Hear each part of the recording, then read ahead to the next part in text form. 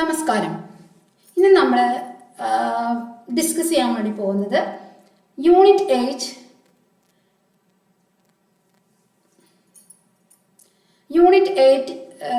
അതായത് MHI 104 unit 8 ആണ് നമ്മളിന്ന് ചർച്ച ചെയ്യുന്നത്.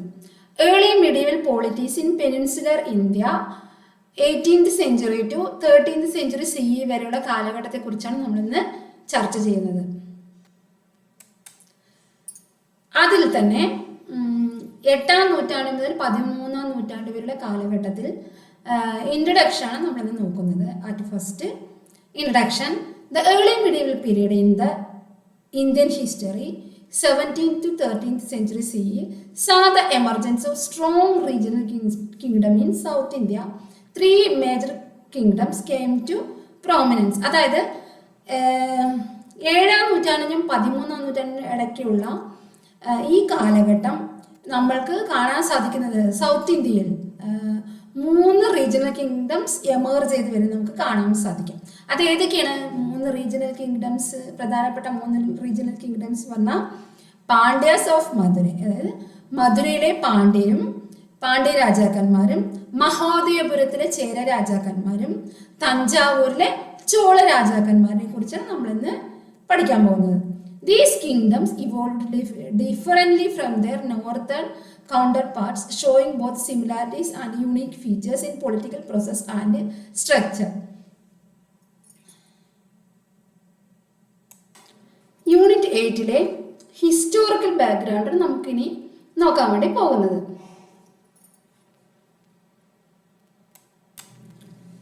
അതായത് ഹിസ്റ്റോറിക്കൽ ബാക്ക്ഗ്രൗണ്ടിനെ കുറിച്ചാണ് നമ്മൾ ഇനി ഈ പാഠഭാഗത്തിൽ പറയാൻ വേണ്ടി പോകുന്നത്.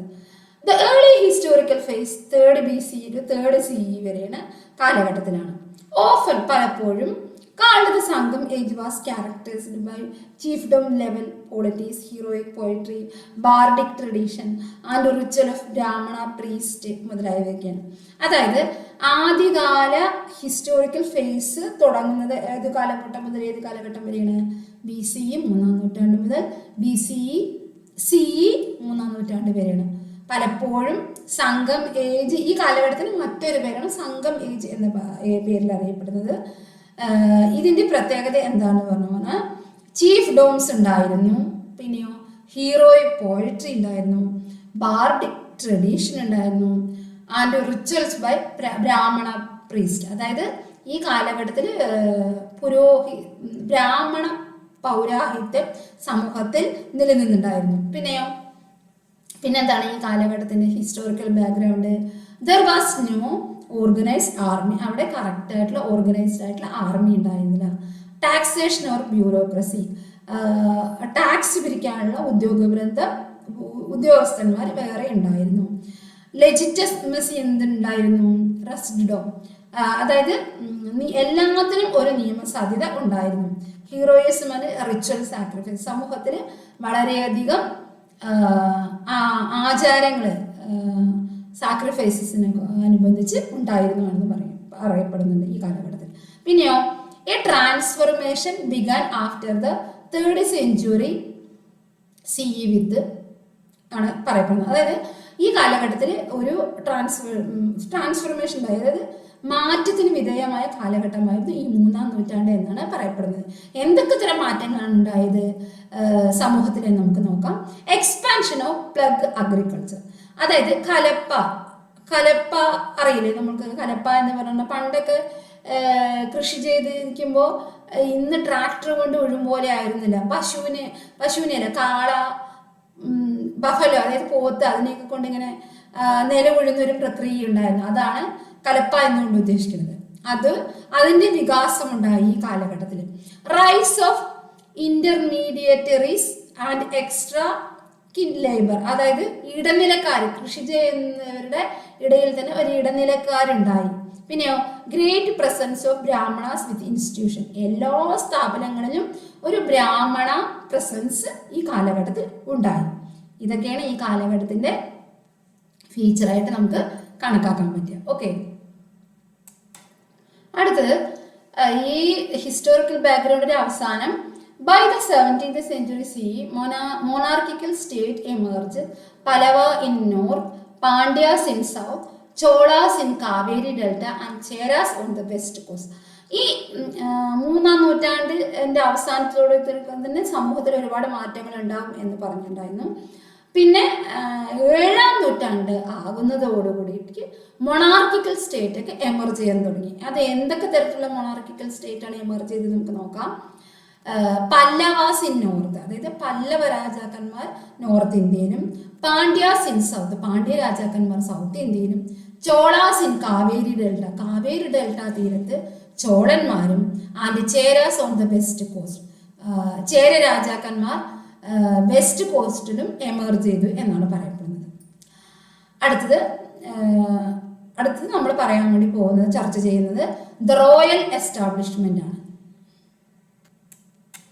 അടുത്തത് നമുക്ക് റോയൽ എസ്റ്റാബ്ലിഷ്മെന്റ് ആണ് നമുക്ക് നോക്കുന്നത്.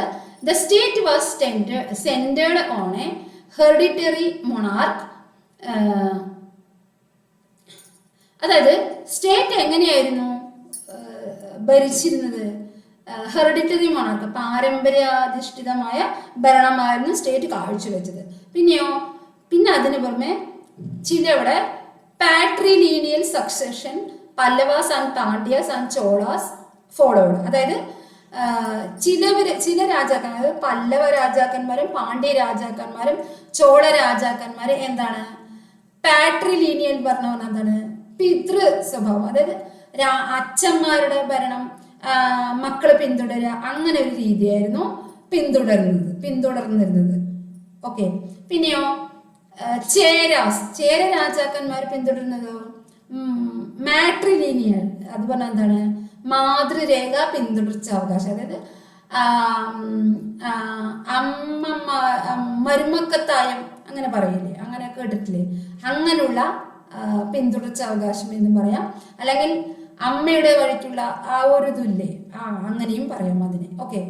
Kings climbed Kshatriya status, tracing decent from solar lunar dynasties except Pallava who climbed Brahmastra status.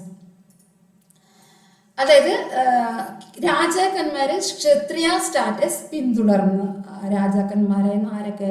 ഇവരെല്ലാവരും തന്നെ. Okay. Royal legitimacy was established through, അതായത്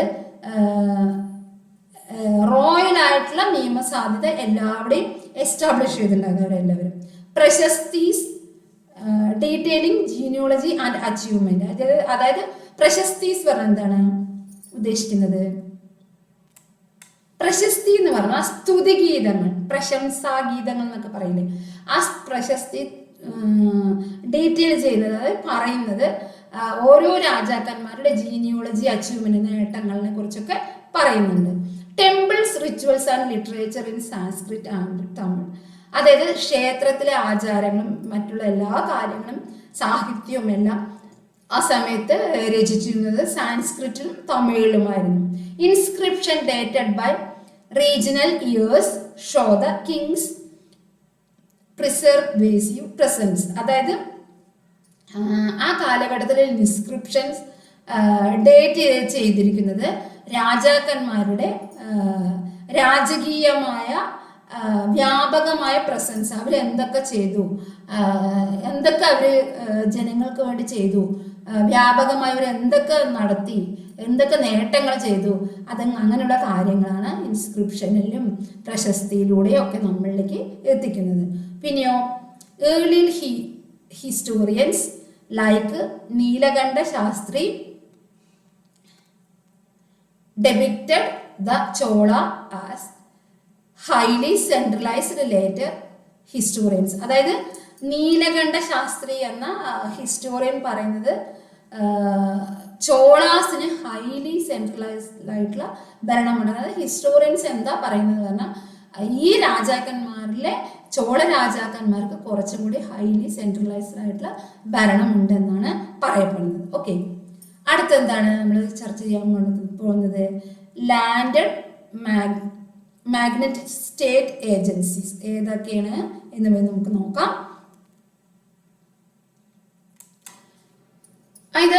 By the 10th century CE, Cholas period, landed magnets gained power. അതായത് 10ാം നൂറ്റാണ്ടൊക്കെ ആകുമ്പോഴേക്കും ചോള രാജാക്കന്മാരുടെ കാലം വളരെയധികം high qualified ആയിട്ടുള്ള കാലഘട്ടമായിരുന്നു.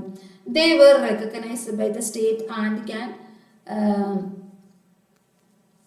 conferred high titles ഉദയൻ, വേലൻ, ആര്യൻ, മൂവേന്ത വേലൻ. അതായത് അവര് രാജാക്കന്മാരൊക്കെ പുതിയ പുതിയ അവരുടെ പേരിനോട് കൂടി ചേർന്നിട്ട് ഉദയൻ, വേലൻ, മൂവേന്തൻ, വേലൻ അങ്ങനെയുള്ള പേരൊക്കെ അവർ പേരോട് കൂടിയിട്ട് അവർ സ്വീകരിക്കാൻ വേണ്ടി തുടങ്ങിയിട്ടുണ്ടായിരുന്നു ആ സമയത്ത്. പിന്നെ നമ്മൾ നോക്കുന്നത് many functionaries of the state came from this group. ധാരാളം ഓരോ സ്റ്റേറ്റിലും മെനി ഫങ്ഷണറീസ് നമുക്ക് കാണാൻ സാധിക്കും. ഏതൊക്കെയാണ് ഫങ്ഷണറീസ് ഉള്ളത്? അധികാരീസ്, ഓലിയങ്കംസ്, ദണ്ഡനായകംസ് മുതലായവയൊക്കെയാണ് അവയുടെ പേര്. ദേ ആക്ടഡ് ആസ് ദ കിങ്സ്മെൻ. അവര് രാജാക്കന്മാരുടെ സേവകരായി തന്നെ നിലനിന്നു. Administrating the kingdom, collecting revenue and managing localities. അതായത് രാജാക്കന്മാരോട് വിധേയത്വം പുലർത്തിക്കൊണ്ട് തന്നെ റവന്യൂ നികുതി പിരിക്കുകയും ലൊക്കാലിറ്റീസ് ഓരോരോ പ്രദേശങ്ങൾ അവർ മാനേജ് ചെയ്ത് ഭരിച്ച് രാജാവിനോട് വിധേയത്വം പുലർത്തിയിരുന്നു ഇവരൊക്കെ തന്നെ. This system flourished under Rajaraja first and Rajendra first. അതായത് ഈ സിസ്റ്റം ആരുടെ കാലത്തൊക്കെയാണ് ഫ്ലറിഷ് ചെയ്തത്? രാജരാജന്റെ കാലം, രാജരാജൻ ഒന്നാമന്റെ കാലത്തും രാജേന്ദ്രൻ ഒന്നാമന്റെ കാലത്തും നന്നായി നിലനിന്നു വരും. But decline after Kulothunga second at 12th century. അതായത് ഈ സിസ്റ്റം രാജരാജന്റെ കാലത്തും രാജേന്ദ്രന്റെ കാലത്തും നിലനിന്നുവെങ്കിലും കുലോത്തുംഗൻ രണ്ടാമന്റെ കാലമാകുമ്പോഴേക്കും ഈ സിസ്റ്റം ഡിക്ലൈൻ ചെയ്യുകയാണ് ചെയ്തത്. ഓക്കെ, 12th centuryയിലാകുമ്പോഴേക്കും കാര്യമാണ് പറയുന്നത്. റവന്യൂ സിസ്റ്റം അടുത്ത് നമ്മൾ നോക്കാൻ പോകുന്നത് എന്താണ്? Revenue system. ഏതൊക്കെ തരത്തിലുള്ള നികുതികളാണ് അവർ പിരിച്ചിരുന്നത്, എന്തൊക്കെയാണ് അവർ ചെയ്തത് എന്ന് നമ്മൾ നോക്കാൻ പോകുന്നത്. Revenue was most structured aspects of administration. Revenue ആണ് അവരുടെ രാജ്യത്ത് പ്രധാനപ്പെട്ട ഒരു വരുമാന മാർഗം. ഏതൊക്കെ തരം റവന്യൂ ആണ് അവർ പിരിച്ചത്? Land revenue. Kadamai was the most important tax functioning as rent on land. അതായത് കട്ടമൈ എന്നാണ് ലാൻഡ് റവന്യൂ അറിയപ്പെടുന്നത്. ഇത് എവിടെയാണ്? ഭൂമിയുടെ റെന്റ് ആയിട്ടാണ് കണക്കാക്കപ്പെടുന്നത്. Kadamai occupancy dues and vettai forced labour were other key form of exaction. അതായത് കട്ടമയ്ക്ക് പുറമെ കുട്ടുമയും വെട്ടയും ഫോഴ്സ്ഡ് ലേബർ, നിർബന്ധിത ലേബർ എന്ന് പറയും, നിർബന്ധിത സേവനം കൊടുക്കേണ്ട ലേബേഴ്സ് എന്നൊക്കെ പറയില്ല, അതൊക്കെയാണ് ഉദ്ദേശിക്കുന്നത്. Under the Cholas on elaborate revenue secretariat puravuvari tinaikkalam existed with a hierarchy of officers. അതായത് വിശദമായി പറയുകയാണെങ്കിൽ നികുതി കളക്ട് ചെയ്യാനുള്ള വളരെയധികം ഓഫീസേഴ്സിന് വളരെയധികം ഇലാബറേറ്റ് ചെയ്തിട്ട് അവർ നിയമിച്ചിരുന്നു എന്നാണ് ഇതിൽ നിന്നൊക്കെ നമുക്ക് മനസ്സിലാക്കുന്നത്. Temple offer acted as centre of revenue. അവരുടെ പ്രധാനപ്പെട്ട വരുമാന മാർഗം ലഭിക്കുന്ന സെന്റർ എവിടെയായിരുന്നു? ടെമ്പിൾ ആയിരുന്നു. Justice was largely administered by community organisation rather than royal courts. അതായത് നീതി വളരെയധികം നല്ല രീതിയിൽ നടപ്പിലാക്കിയ രാജവംശമായിരുന്നു ചോള രാജാക്കന്മാർ.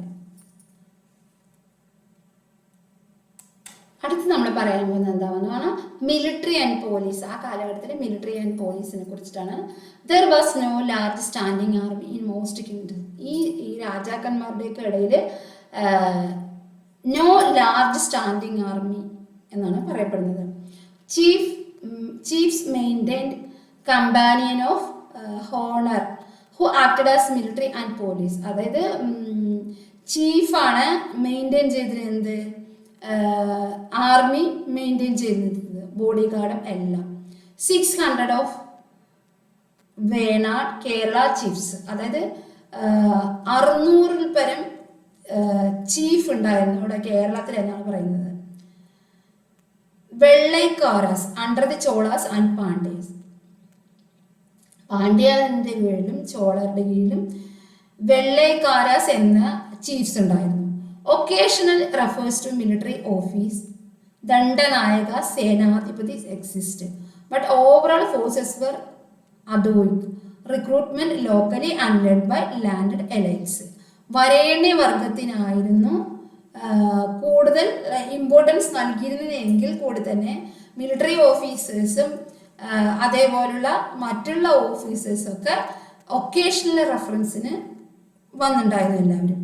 The large navy and armies described in order historiography are considered exaggerated. അതായത് എന്താണ് അതിശയോക്തിപരമായി തോന്നുന്നത് എന്ന് പറഞ്ഞു വന്നാൽ ഒരു നേവി ആൻഡ് ആർമിനെ കുറിച്ചൊക്കെ ഡിസ്ക്രൈബ് ചെയ്തിട്ടുണ്ട്. അത് അവർ മെയിൻറ്റെയിൻ ചെയ്ത് പോയിട്ടുണ്ടെന്ന് ഹിസ്റ്റോറിയോഗ്രഫിയിലൊക്കെ നമുക്ക് പഠിക്കാൻ വേണ്ടി സാധിക്കും. അതൊക്കെ നോക്കുമ്പോൾ എന്താ പറയുക, ഇവർ നല്ല രീതിയിൽ തന്നെ അവർ നേവിയും അഡ്മിനിസ്ട്രേഷനും ആർമിയൊക്കെ നന്നായി കൊണ്ടുപോയിരുന്നാണ് നമുക്ക് മനസ്സിലാക്കാൻ വേണ്ടി സാധിക്കുന്നത്. അടുത്ത് നമ്മൾ പറയുന്നത് ലൊക്കാലിറ്റി ചീഫ്സിനെ കുറിച്ചിട്ടാണ്. ന്യൂമറസ് ലോക്കൽ ചീഫ്സ് ഉണ്ടായിരുന്നു ആ കാലഘട്ടത്തിൽ. ഏതൊക്കെയാണത്? ആയ്സ്, വേൽസ്, മൂസ്, ആദിയമൻസ് കോ എക്സിസ്റ്റഡ് വിത്ത് മേജർ കിങ്ഡംസ്. അതായത് ധാരാളം ലോക്കൽ ചീഫ്സ് ഈ കാലഘട്ടത്തിൽ ഉണ്ടായിരുന്നു. അവയൊക്കെയാണ് ഈ പറഞ്ഞത്. They acknowledged suzerainty of Cholas, Pandyas, Cheras through. അതായത് അവരെ എല്ലാവരെയും അംഗീകരിച്ച ആധിപത്യം നിലനിർത്തിയിട്ടുണ്ടായിരുന്നു ഈ രാജാക്കന്മാരെല്ലാവരും തന്നെ. Dating records in overlords regional years. ആ കാലഘട്ടത്തിൽ തന്നെ ഓരോ കാര്യങ്ങളും റീജിയണൽ ഇയേഴ്സ്, രാജകീയമായ ഒരു ഇയേഴ്സ് ആയിട്ടാണ് ഡേറ്റ് ചെയ്തിട്ടുണ്ടായിരുന്നത്. മാട്രിമോണിയൽ അലയൻസ് ഉണ്ടായിരുന്നു. പിന്നെയോ മിലിറ്ററി സർവീസ് ആൻഡ് ട്രിബ്യൂട്ടൊക്കെ ആ കാലഘട്ടത്തിൽ ഉണ്ടായിരുന്ന പ്രത്യേകതകളാണ്. അടുത്ത് നമ്മൾ ചർച്ച ചെയ്യാൻ വേണ്ടി പോകുന്നത് ഇതിൽ തന്നെ ബാക്കിയുള്ള പോയിന്റ് എന്താ പറഞ്ഞു പറഞ്ഞാൽ chief collected revenue, maintained armies and attained overlord courts. അതായത് ഈ ചീഫ്സ് ആണ് റവന്യൂ ഒക്കെ കളക്ട് ചെയ്തിരുന്നത്. മെയിൻറ്റെയിൻ ആർമിനെ മെയിൻറ്റെയിൻ ചെയ്തു, റവന്യൂ കളക്ട് ചെയ്തു. പിന്നെയോ under Rajaraja one many chiefs were integrated into state officials but re-emerged in later centuries as independent powers. രാജരാജന്റെ ഒന്നാമന്റെ കാലഘട്ടത്തിൽ ധാരാളം ചീഫ്സ് ഇതുപോലെ ഉണ്ടായിരുന്നു. പിന്നീട് ഉള്ള കാലഘട്ടത്തിൽ ഈ ചീഫ്സ് ഒക്കെ എന്തായി, ഇൻഡിപെൻഡന്റ് ആയി മാറുകയാണ് ചെയ്യുന്നത്. അടുത്ത് നമ്മൾ നോക്കാൻ പോകുന്ന പോയിന്റാണ് local groups basic of powers. Local corporate groups formed the foundation of south Indian polity. അതായത് ലോക്കൽ കോർപ്പറേറ്റ് ഗ്രൂപ്പ് എന്തായി സൗത്ത് ഇന്ത്യൻ പോളിറ്റിക്ക് വളരെയധികം ഇമ്പോർട്ടൻസ് ആയിരുന്നു. എന്തൊക്കെയാണത്?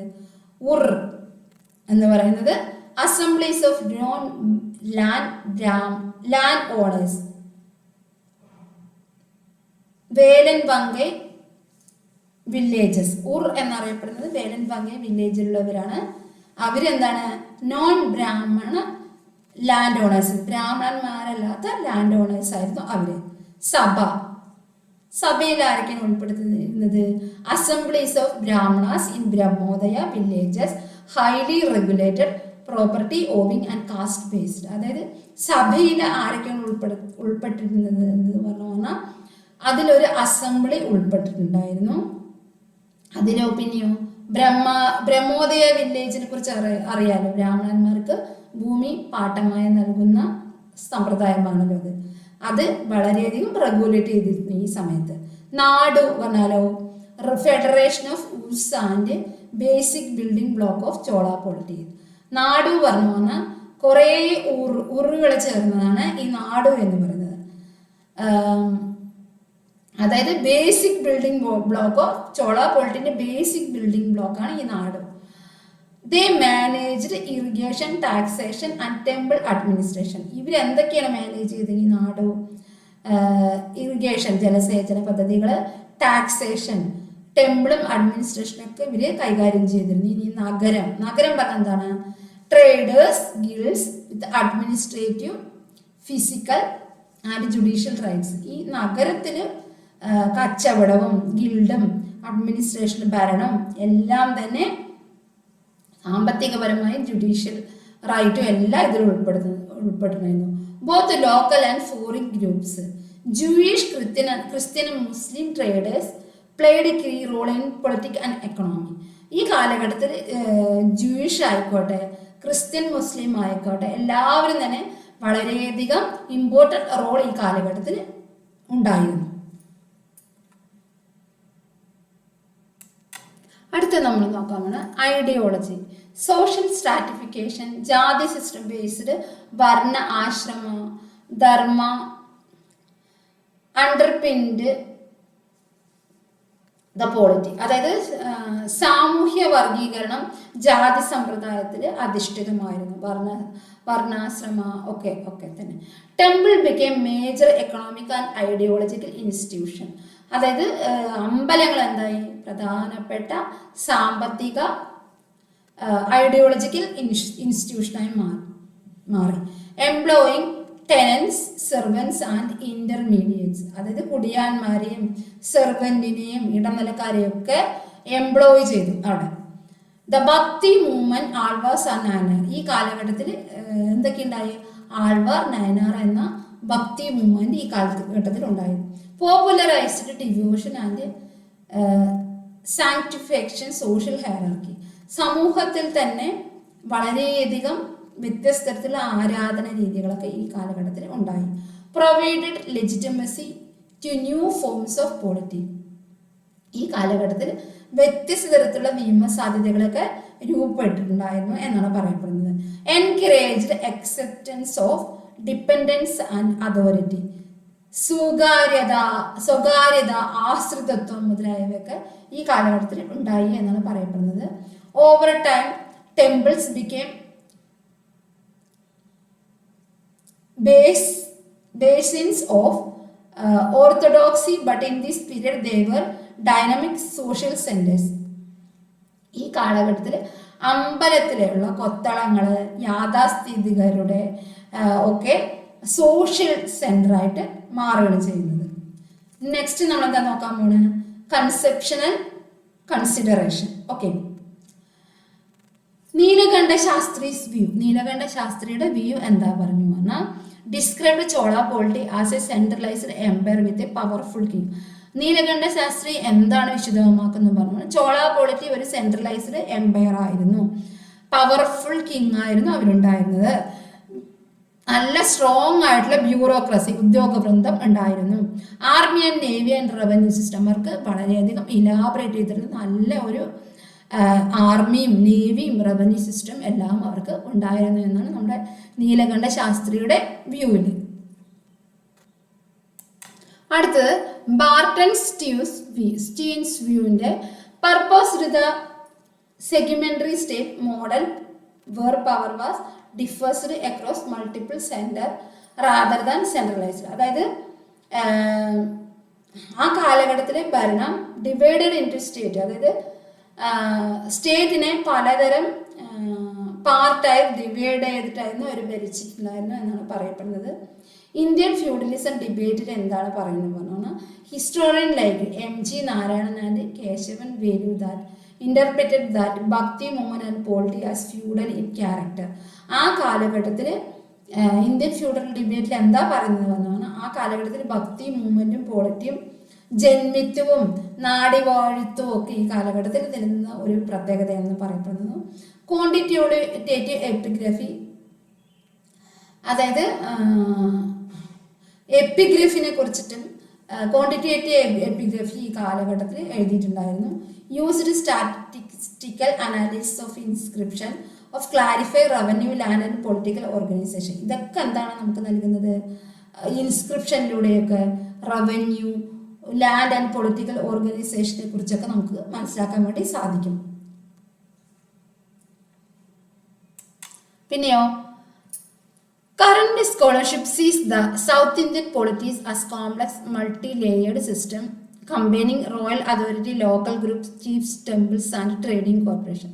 എന്താണ് എല്ലാവരെയും കൂടി വ്യൂവിൽ പറഞ്ഞു വന്ന ഈ കാലഘട്ടത്തിലുള്ള പോളിറ്റീസ് ഒക്കെ മൾട്ടി ലെയേർഡ് സിസ്റ്റം കമ്പൈനിങ്, അതായത് വ്യത്യസ്ത തരത്തിലുള്ള എല്ലാം കൂടിയിട്ട് ഒരുമിച്ച് കൊണ്ടുപോകുന്ന ഒരു രീതി. അതായത് ലോക്കൽ ഗ്രൂപ്പ്സും ചീഫ്സും ടെമ്പിൾസും ട്രേഡിംഗ് കോർപ്പറേഷനും ഒക്കെ മൾട്ടി ലെയേർഡ് ആയിരുന്നു എന്നാണ് പറയപ്പെടുന്നത്.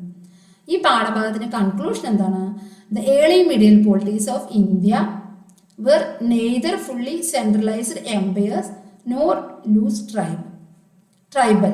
അതായത് ഈ ഏർലി മിഡീവൽ പോളിറ്റീസ് 8ാം നൂറ്റാണ്ടിൽ 13ാം നൂറ്റാണ്ട് സി വരെയുള്ള കാലഘട്ടം വളരെയധികം സെൻട്രലൈസ്ഡ് എംപയർ തന്നെ ആയിരുന്നു.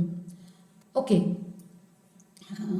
ഒരുപാട് അല്ലെങ്കിലും ജനങ്ങൾക്കൊക്കെ ഒരുപാട് കാര്യങ്ങൾക്ക് വളരെയധികം നല്ലൊരു കാലഘട്ടം തന്നെ ആയിരുന്നു ഇത്. ഫുള്ളി സെൻട്രലൈസ്ഡ് എംപയേഴ്സ് ആയിരുന്നു അവിടെ ഉണ്ടായിരുന്നത്. നെക്സ്റ്റ് എന്താണ്? Confederacies instead they were layered political system, workings, local chiefs, Brahmana assemblies, agrarian settlement and traders all played complementary roles. അതായത് ഈ പരസ്പര പൂരകമായിട്ടുള്ള ഒരു രീതിയിലായിരുന്നു അവരെല്ലാവരും ഉണ്ടായിരുന്നത്. അതായത് രാജ്യങ്ങളുടെ സഖ്യമാണെങ്കിലും രാഷ്ട്രീയ സഖ്യമാണെങ്കിലും അതെ എല്ലാം തന്നെ പൊളിറ്റിക്കൽ സിസ്റ്റം ആയിക്കോട്ടെ, local chiefs, Brahmana assemblies, agrarian settlement എല്ലാം തന്നെ കോംപ്ലിമെന്ററി ആയിരുന്നു, പരസ്പര പൂരകമായിരുന്നു. റിലീജിയൻസ് ആണെങ്കിലോ പ്രത്യയശാസ്ത്രപരമായിട്ടാണ് മതം നിലനിർന്നുണ്ടായിരുന്നത്. Temples provided legitimacy while local ensured. അതായത് അമ്പലങ്ങളിലാണെങ്കിലോ പ്രത്യയശാസ്ത്രപരമായിട്ട് നിയമ സാധ്യത എല്ലാവർക്കും നൽകിയിട്ടുണ്ടായിരുന്നു. The functionings of administration and economy. അതായത് നിയമസാധ്യത എല്ലാവരിലും ഉറപ്പാക്കിയിട്ടായിരുന്നു അഡ്മിനിസ്ട്രേഷൻ ഉണ്ടായിരുന്നു. അമ്പലങ്ങളിൽ പ്രത്യയശാസ്ത്രപരമായിട്ടാണ് നിലനിന്നത്. These polities represent distinctive model of state formation in Indian history. അതുകൊണ്ട് തന്നെ വളരെയധികം നമ്മുടെ ഇന്ത്യൻ ചരിത്രത്തിൽ തന്നെ ഈ 8ാം നൂറ്റാണ്ട് മുതൽ 13ാം നൂറ്റാണ്ട് വരെയുള്ള ഈ രാജാക്കന്മാരുടെ ചോള, ചേര, പാണ്ഡ്യ, പല്ലവ ഈ രാജാക്കന്മാരുടെ കാലഘട്ടത്തിന് വളരെയധികം ഡിസ്റ്റിങ്റ്റീവ് മോഡൽ ഓഫ് സ്റ്റേറ്റ് ആണ് ഈ കാലഘട്ടത്തിൽ നിന്നുണ്ടായിരുന്നത്. വളരെയധികം പ്രത്യേകമായ ഒരു ചരിത്ര രീതിയും അവരുടെ ഭരണവും എല്ലാം തന്നെ മിലിറ്ററിയും എല്ലാം തന്നെ വ്യത്യസ്ത തരത്തിലുള്ള നമ്മുടെ ഇന്ത്യ ചരിത്രത്തിന് അവിഭാജ്യമായ ഒരു ഘടകമാണ്. അപ്പോൾ നമ്മൾ പരീക്ഷയ്ക്ക് എല്ലാ എക്സാമിനും വളരെയധികം ഇമ്പോർട്ടൻ്റ് ആയിട്ടുള്ള പാർട്ടാണ് ഇത്. ഇതൊരിക്കലും അവോയ്ഡ് ചെയ്യരുത്. ഇത് മനസ്സിൽ വെച്ചുകൊണ്ട് തന്നെ പാഠഭാഗത്ത് ഉൾപ്പെടുത്താൻ നോക്കുക. അപ്പോൾ അടുത്ത ക്ലാസ്സിൽ കാണാം.